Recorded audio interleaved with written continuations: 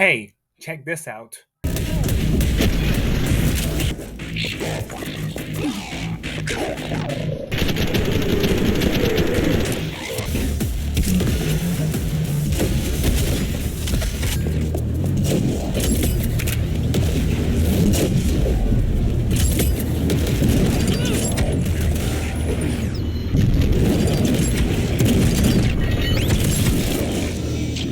Sprawl is a first-person shooter developed by Mafe, and as the title of this video suggests, it's a mishmash of different ideas from different IPs to create a somewhat original gaming experience. It has many weapons and emphasizes weapon cycling and using melee finishes on enemies like Doom. It has a bullet time mechanic, with said bullet time resource increasing with high level gameplay like Max Payne. It has wall running and platforming, often meshed with gunplay, to encourage and borderline demand the player marry the two ideas as to become an unstoppable force and an elusive target like in Titanfall. Whilst none of the ideas are executed as well in the games mentioned above, they are executed well enough to be tolerable, palatable, and fun to experiment with and use in conjunction with another. The premise is that it's a cyberpunk world and you're a person trying to go through shooting everything that moves and ultimately blowing up the superbrain in control of everything. The story is nonsensical, and it's not the reason why you want to play this game. All you want to do is shoot bad guys, run on walls, and become Max Payne. Guns. There are 7 guns that you can use, ranging from hand cannons to shotguns to SMGs, railguns, miniguns, grenade launchers, and rocket launchers. Now you saw the Doom guy in the thumbnail, and yes, like Doom, he is supposed to switch weapons in the middle of combat to see what weapon is best suited for the situation.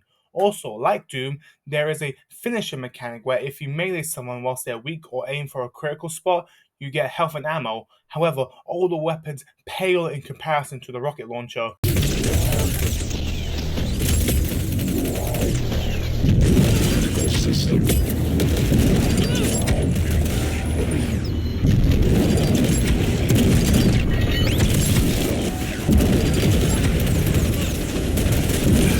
Seriously, even the biggest and most challenging enemies in the game fall towards the might of the rocket launcher. Yet still, even with the absurdity of power the rocket launcher gives you, each weapon has a place in the sandbox. The hand cannons offer relatively high damage, semi-automatic fire, whereas the SMGs provide rapid fire at the cost of stopping power.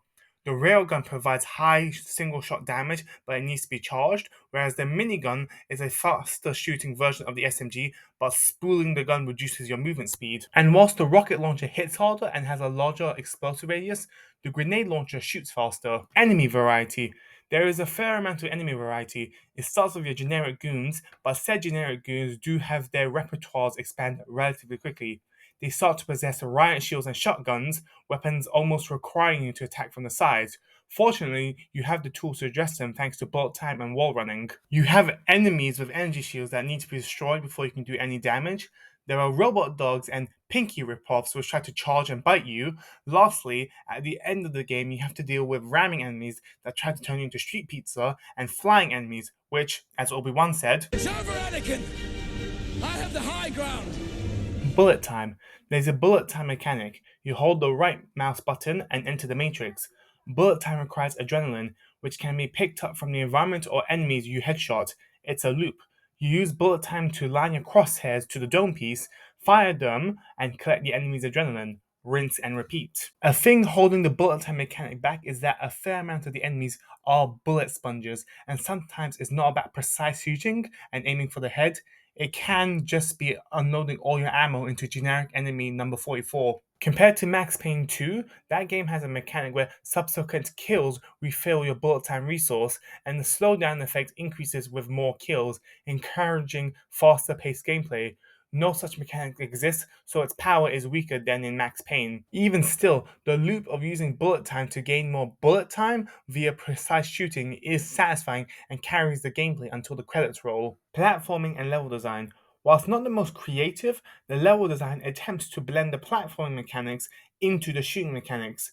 There are opportunities to shoot whilst wall running, and thanks to the bullet time mechanic, you can shoot in midair with relative ease. The only problem with gun running on walls is that you slowly descend while you're on the wall, so you have to jump on the wall itself as to not fall. I have mixed feelings about this gameplay design choice.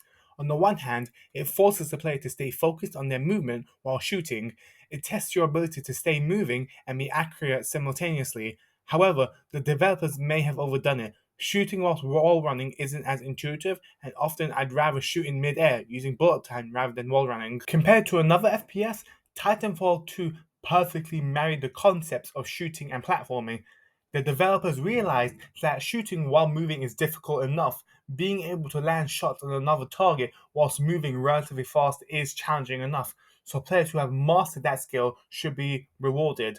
Also, having the player be more magnetized towards helps connect wall runs and slides more seamlessly. However, like the bullet time mechanic, it is satisfying to chain wall runs, slides, and air strafes to become unstoppable. Overall, while it's no Doom in terms of weapon variety, no Max Payne in bullet time, and no Titanfall in terms of platforming, the ideas are executed well enough to make it a fun experience until the final credits.